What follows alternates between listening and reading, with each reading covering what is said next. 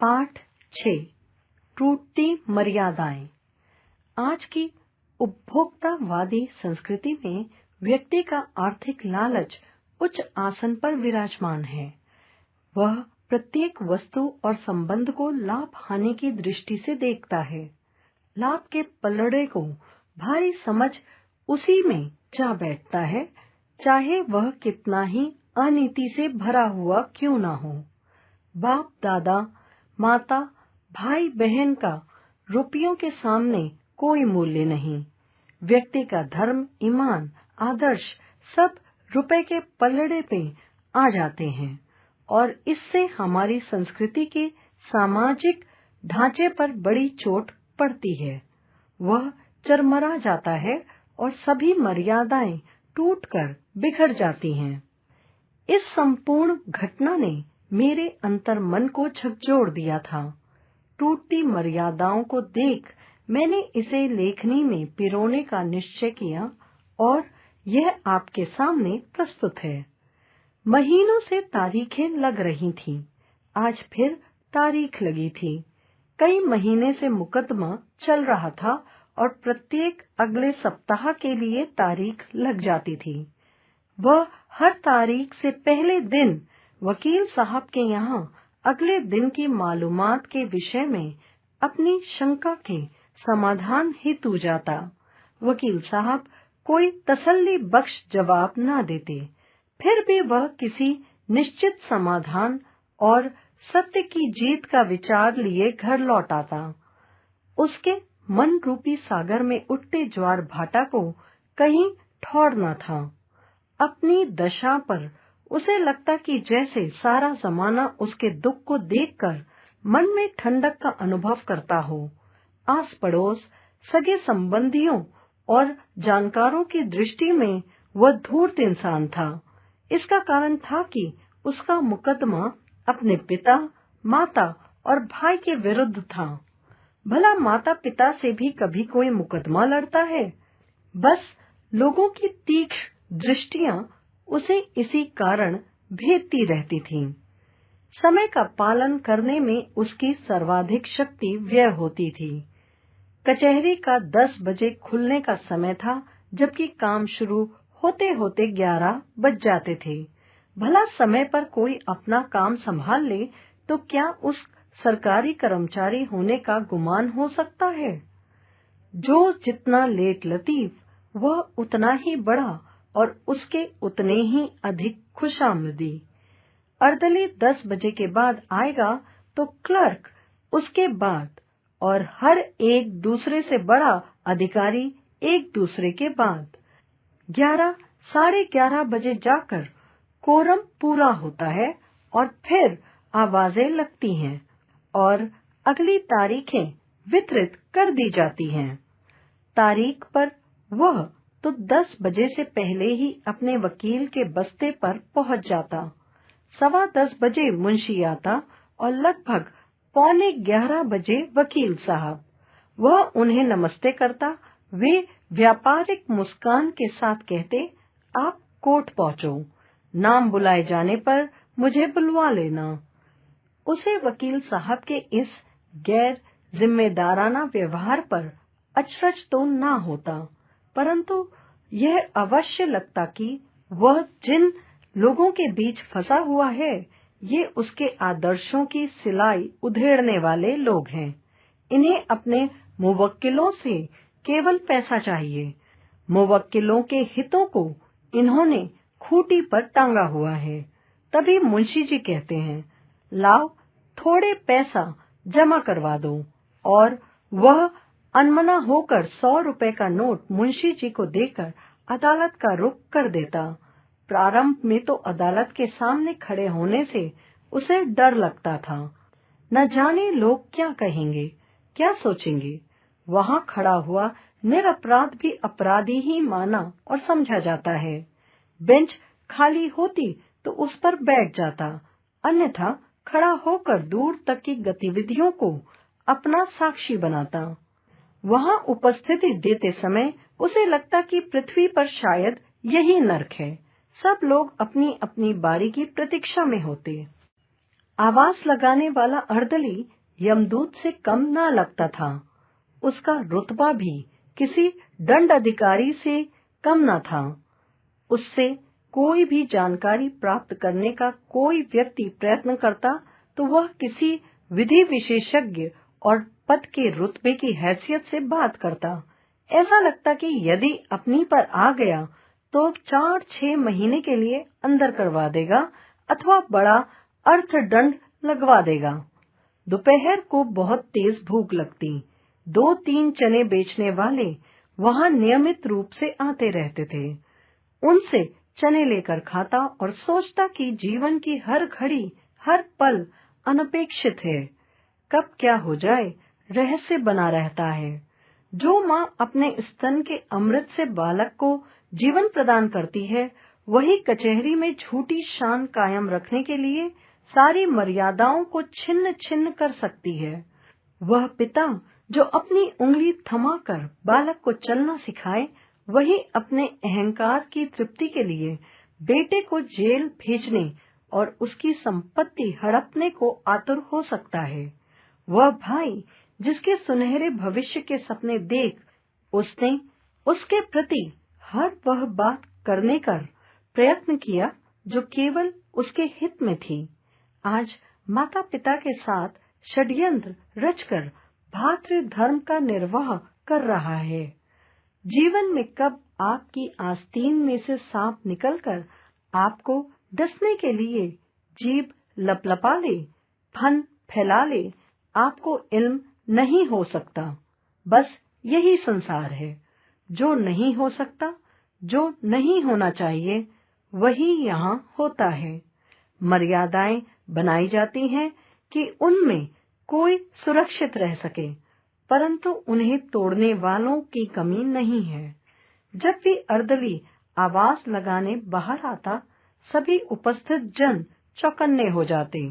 जिनके नाम पुकारे जाते वे भीतर चले जाते और थोड़ी देर में बाहर आ तेजी से वापसी के लिए लपक लेते। फिर आवाज लगाने अर्दली आता, फिर सब चौकन्ने हो जाते। सब थे दुखी। लोगों की नजरों में वहां बैठा खड़ा हर फरियादी गुनहगार था, परंतु हर फरियादी को अपनी गुदड़ी में छिपा दुख स्वयं ही मालूम था। वह कुढ़ता और पूर्ण रूप से स्वयं को उस परम सत्ता के अधीन सौंप उसका खेल देखने को ठंडी आह भरकर शून्य में निहार। कोई फरियादी कभी हंस भी देता, परंतु उस हंसी में खुलापन न होता था। लगता था कोई देख रहा है। यदि हंसने का प्रयत्न किया तो इससे अधिक दुख भोगने होंगे।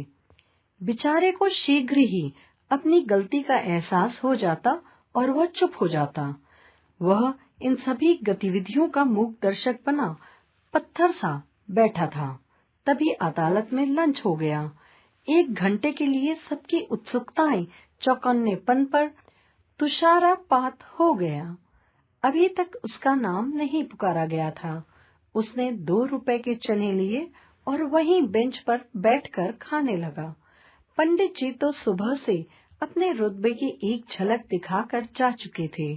उनके साथ उनका वकील भी था, जो अदालत में कुछ काम करके पंडित जी के साथ चला गया था।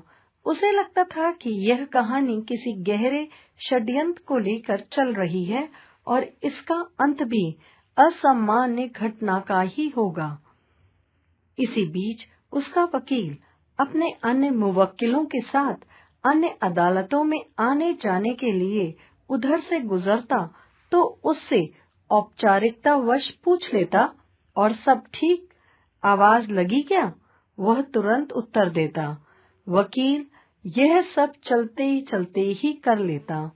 लंच खत्म हुआ, पुनः कार्य प्रारंभ हुआ। 4 बजे और उसके नाम की आवाज अर्दली ने लगाई। वह तुरंत भीतर पहुंचा। अर्दली ने उसे तुरंत पेशकार की तरफ जाने का संकेत किया। माननीय जज साहब किसी बहस को सुन रहे थे। वह पेशकार के पास गया। अर्दली ने उससे 10 रुपए फीस पेशकार को देने के लिए कहा। उसने फीस दे दी। पेशकार ने रजिस्टर पर हस्ताक्षर करवाकर अगली तारीख बता दी। उसका भाग्य आज भी जहां का तहां अगली तारीख के भरोसे जाम में फंसा खड़ा था। उसने पेशकार से पूछा कि उनके विरुद्ध पार्टी तो यहाँ उपस्थित नहीं है, उसका क्या हुआ। पेशकार ने कहा कि उनके वकील साहब तो दिन में 12 बजे ही अगली तारीख लेकर चले गए थे। वह बुद्धिहीन हुआ, भूखा प्यासा दिन भर आवास की प्रतीक्षा में खड़ा रहा और कागजों में वास्तविक आवास का फैसला दिन में 12 बजे ही हो गया। वकील साहब घूस देकर यह कहकर चले गए कि इसके लिए आवास शाम 4 बजे लगाना, तभी तो विरोधी थक कर फैसले के लिए गिड़गिड़ाएगा। पता नहीं उसका वकील यह हुनर जानता था या नहीं, परंतु फीस तो सब कुछ जानने की ही लेता था। उसने यह वाक्य जाकर अपने वकील को बताया। वकील ने अपनी मुख मुद्रा में संपूर्ण गांभीर्य लाते हुए कहा कि वह उस वकील और पेशाकार से बात करेगा। शाम 5 बजे वह थका मांदा अपनी उदासीनता समेटे घर लौट आया। पंडित जी और उसकी माता घर पधारे कुछ लोगों के साथ अट्टहास कर रहे थे। वास्तव में यह एक घरेलू विवाद था जो कुछ लोगों की शान और चटकारे के तौर पर अदालत का रुख कर गया था। वह एक अनुशासन प्रिय, अध्ययनशील और कर्तव्यनिष्ठ इंसान था, जबकि उसके पिता और भाई उसके इस आचरण पर कुठाराघात करने के अवसर की प्रतीक्षा में रहते थे। उसकी रेंगती हुई तरक्की को देखकर कोई कुटुंबी खुश न था।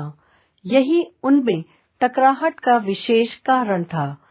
माता परिवार के प्रति उसके द्वारा किए गए बलिदान को दृष्टि में रखकर उसके प्रति नरम रहती। माता उसके आचरण से भी प्रभावित थी और मानती थी कि वह लालच और स्वार्थ से परे की बात कहता और करता है। भाई कोई काम धाम करता नहीं था और उसकी संपत्ति में हिस्सा चाहता था।